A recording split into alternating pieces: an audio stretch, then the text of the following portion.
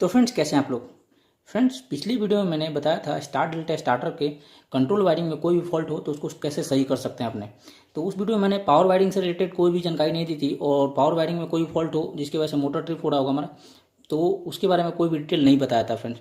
तो आज की वीडियो में यही बताऊँगा मैं कि जो स्टार डेल्टा स्टार्टर होता है उसमें पावर वायरिंग में कोई भी फॉल्ट हो तो कैसे उसको सही करेंगे।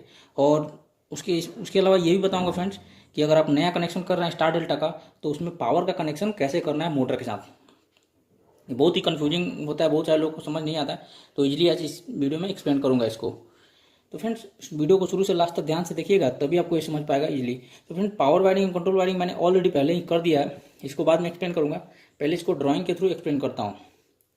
तो सबसे पहले समझा देता हूँ फ्रेंड्स कि पावर वायरिंग कैसे करते हैं स्टार डेल्टा की। तो सबसे पहले फ्रेंड्स क्या होता है, आर वाई बी जो होता है हमारा 3 फेज पावर है, वो 3 फेज पावर जो है अपना मेन कॉन्टैक्टर पे हमने इनपुट दे दिया। देखो friends R Y B input दे दिया, और वहीं से जो डेल्टा कॉन्टैक्टर है वहाँ से 3 फेज का लूप, आर का आर पहले पे, वाई का दूसरे पे और बी का तीसरे पे, same to same phase sequence में हमने डेल्टा पे ले लिया। उसके बाद क्या किया फ्रेंड्स, यहाँ से जो मेन का कॉन्टैक्टर है, मेन कॉन्टैक्टर से रिले पे आए और रिले से आउट होके हमारा, तो फ्रेंड्स यहाँ से आउट होके हमने U1 V1 और W1 पे आ गया, सेम फेज सीक्वेंस है आर वाई बी। उसके अलावा डेल्टा से जो आउट होगा, वो डेल्टा से जो आउट होगा पावर, उसको डेल्टा और स्टार कॉन्टैक्टर को लूप कर लेना है। तो फ्रेंड्स यहाँ भी सेम फेज सीक्वेंस में लूप कर लिया मैंने, आर वाई बी आ गया। और स्टार के दूसरी तरफ, कॉन्टैक्टर के दूसरी तरफ हमें क्या करना है, ये शॉर्ट कर लेना है दोनों फेज को हमें। देखिए एक से दूसरे पे, दूसरे से तीसरे पे, तीनों फेज को शॉर्ट कर लिया हमने। और इन दोनों का जो कॉमन पॉइंट है, या तो यहाँ से या यहाँ से कहीं से भी 3 फेज आउटपुट ले लेना है हमें कॉन्ट्रैक्टर का, आर वाई बी। यहाँ भी मैंने फेज सीक्वेंस चेंज नहीं किया। अब चेंज कहाँ करेंगे, फेज सीक्वेंस चेंज करने की जरूरत होती है फ्रेंड्स, ये चेंज कहाँ करेंगे, हम मोटर में करेंगे। अब मोटर के कनेक्शन में बताता हूँ फ्रेंड्स। देखिए मोटर पहला U1 V1 W1 आया था, लेकिन अब जो आर वाई बी आया ये U2 V2 W2 नहीं आएगा, ये V2 W2 और U2, ये मैंने फेज सीक्वेंस यहाँ पे चेंज कर दिया। तो मतलब मोटर का जो कनेक्शन करेंगे फ्रेंड्स, ये देखिए ये मोटर है हमारा, मोटर में U1 V1 W1 टर्मिनल पे 3 फेज आ गया, लेकिन ये जो 3 फेज है आर वाई बी, ये इंटरचेंज कर दिया फ्रेंड्स। U1 V1 W पर U2 V2 W2 पे नहीं किया, VWU कर दिया। ये चेंज क्यों किया ये बताता हूँ फ्रेंड्स। तो क्या होता है कि ये चेंज करने की जरूरत क्यों होती है, डेल्टा में फ्रेंड्स जब भी हम मोटर को डेल्टा बनाते हैं तो मोटर में फ्रेंड्स 6 वायर्स निकले होते हैं। 6 वायर्स में से डेल्टा बनाने के लिए हमें हर 2 वायर को आपस में लूप करना होता है, आपस में ज्वाइंट शॉर्ट कर देना है 2 वायर को। तो ये 2 वायर, ये 2 वायर, ये 2 वायर, तो हर 2 वायर को कर देंगे तो कितने हमारे पॉइंट बनेंगे, 3 बनेगा ज्वाइंट। तो तीनों ज्वाइंट पे आर वाई बी का सप्लाई दे देना होता है हमें। तो इस तरीके से डेल्टा कनेक्शन करते हैं। लेकिन अब तो आप समझ गए होंगे कि इसका कनेक्शन ऐसा क्यों होता है स्टार डेल्टा में। तो फ्रेंड्स अब इसके फॉल्ट को समझते हैं फ्रेंड्स। फॉल्ट भी बता दिया फ्रेंड्स कि अगर यहाँ पे गलती करते हैं तो हमारा शॉर्ट सर्किट हो जाएगा। उसके अलावा और भी बहुत सारे फॉल्ट्स होते हैं पावर वायरिंग में, वो समझाता हूँ फ्रेंड्स।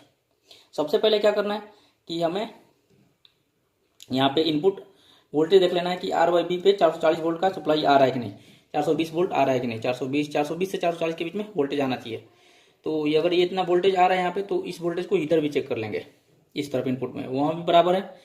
तो उसके बाद क्या होता है, कॉन्टैक्टर जब ऑन करते हैं तो पहले क्या कॉन्टैक्टर होगा, ऑन होगा ये और ये। तो ये जैसे ऑन होगा तो हम यहाँ चेक करेंगे कि रिले के आउटपुट पे हमारा 420 वोल्ट आया है कि नहीं। अगर रिले के आउटपुट पे 420 वोल्ट नहीं आता है तो ये कॉन्टैक्टर को हम चेंज करेंगे। कॉन्टैक्टर के किट में प्रॉब्लम होगा, हमारा जो कॉन्टैक्टर का एनो है वो बराबर काम नहीं कर रहा है। ये ऑन हुआ और ये ऑन हुआ, तो इसका तो चेक कर लिया हमने। अब इसमें क्या होता है फ्रेंड्स, इसमें पावर सप्लाई जो होता है वो मोटर का, जो यहाँ पे देखो फ्रेंड्स स्टार जब बनता है तो यहाँ ये ऑन हुआ और ये ऑन हुआ, तो यहाँ से पावर सीधे 3 फेज यहाँ आ गया, और ये तीनों आपस में मोटर के दूसरे 3.3 जो छेड़े हैं वो आपस में शॉर्ट हो जाते हैं। तो इस तरीके से स्टार कनेक्शन बनता है। स्टार में क्या होता है, मोटर के 3 वायर को आपस में शॉर्ट कर देते हैं और दूसरे 3 वायर पे आर वाई बी का कनेक्शन दे देते हैं। और उसमें भी स्टार पे अगर आपको स्टार बनाना है, मोटर को स्टार में कनेक्शन करना है, और U1 V1 W1 U2 V2 W2 नहीं पता है, तो उस तरीके से चेक करेंगे फ्रेंड्स। इस तरीके से हम अलग अलग कर लेंगे 3 पेयर जिस पे कंटिन्यूटी नहीं आता, और एक तरफ के तीनों पेयर पे आर वाई बी दे देंगे और दूसरे के तीनों पेयर को आपस में शॉर्ट कर देंगे फ्रेंड्स। तो स्टार का कनेक्शन इस तरीके से कर सकते हैं। तो यहाँ तक की बात हो गई फ्रेंड्स। अब हमें क्या करना है, अब हमें चेक करना है कि जब मोटर डेल्टा में जाए, तो डेल्टा में जाएगी तो इस समय का, तो उस समय पावर चेक कर लिया, इसका सही है।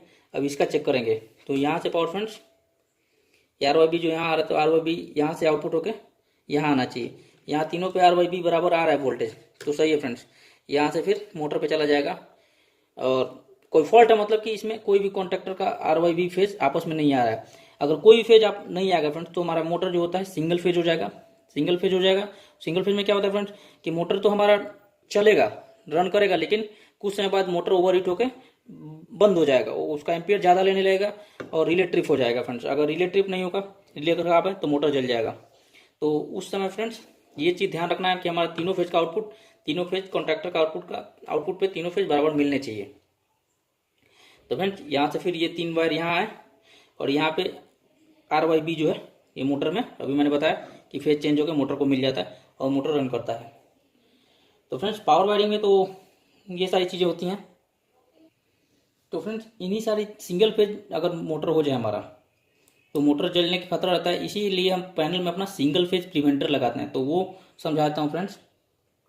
तो फ्रेंड्स ये सिंगल फेज प्रिवेंटर है, तो इसको हम क्या करते हैं कि मेन सप्लाई में भी डाल देते हैं कभी कभी 3 फेज, या तो यहाँ रिले के आउटपुट में भी दे सकते हैं। यहाँ से जो वायर यहाँ 3 फेज आया, इसी 3 फेज को उठा के इधर 3 फेज डाल देंगे, जिसमें से कोई एक फेज नहीं आएगा, तो ये हमारा ट्रिप हो जाएगा और इसका कंट्रोल बंद कर देगा, हमारे मोटर को बंद, ये मेन कॉन्ट्रैक्टर को पूरा सारे सिस्टम को बंद कर देगा हमारे। तो इस तरीके से हम सिंगल फेज प्रिवेंटर का यूज़ करते हैं फ्रेंड्स, कि मोटर हमारा सिंगल फेज ना हो कोई भी। उसके अलावा फ्रेंड्स स्टार डेल्टा के पैनल में और क्या फॉल्ट होता है फ्रेंड्स, पिछले वीडियो में मैंने ये भी नहीं बताया था कि कॉइल में प्रॉब्लम हो तो कैसे चेक करना है इसको फ्रेंड्स। तो उसके लिए क्या होगा कि मैंने अगर क्या होगा कि आपको चेक, जैसे पावर इसको मिल गया 220 वोल्ट इसके कॉइल को, लेकिन फिर भी यहाँ पे अगर कॉइल को चेक कर लेंगे 220 वोल्ट आ रहा है, लेकिन कॉन्टैक्ट और नहीं हो रहा है, इसका मतलब कि इसका कॉइल खराब हो गया है, कॉइल चिपक गया है, या कोई प्रॉब्लम है जिसकी वजह से ये अप डाउन काम नहीं कर रहा है। तो उस समय कॉइल को भी चेक कर सकते हैं, हर मोटर को, हर कॉन्टैक्टर कॉइल को। तो फ्रेंड्स ये था आज का हमारा वीडियो फ्रेंड्स। अगर ये आपको अच्छा लगा हो और इससे कोई भी फायदा होता हो फ्रेंड्स, तो इस वीडियो को लाइक शेयर जरूर कीजिएगा, और अभी तक अपने हमारे चैनल को सब्सक्राइब नहीं किया है तो सब्सक्राइब भी जरूर कर लीजिएगा फ्रेंड्स। मिलते हैं एक नए वीडियो में, तब तक के लिए धन्यवाद।